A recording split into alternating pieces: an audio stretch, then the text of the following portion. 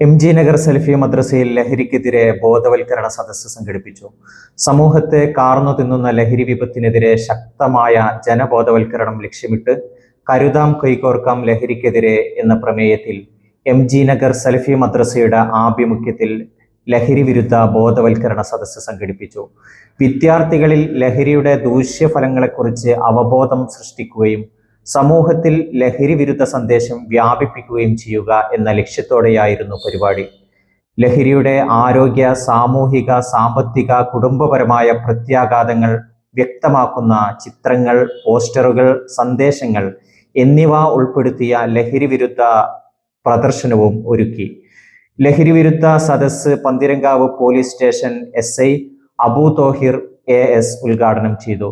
യുവതലമുറയെ ലഹരിയിൽ നിന്ന് സംരക്ഷിക്കാൻ കുടുംബങ്ങളും വിദ്യാഭ്യാസ സ്ഥാപനങ്ങളും മതസാമൂഹിക സംഘടനകളും കൈകോർക്കേണ്ടത് കാലഘട്ടത്തിന്റെ അനിവാര്യതയാണെന്ന് അദ്ദേഹം പറഞ്ഞു. ISM ജില്ലാ ട്രഷറർ അസ്ലം MG നഗർ അധ്യക്ഷത വഹിച്ചു. Block panchayat member VPA Saleem, Olavanna ഗ്രാമപഞ്ചായത്ത് ward member Faisal, Ashraf Babu, Rasheed Olavanna, N Asankoya, Subulu teacher, Shereena teacher, Raju, Naufal, Abdul Latheef, Mujeeb Rahman, Basheer എന്നിവർ പ്രസംഗിച്ചു.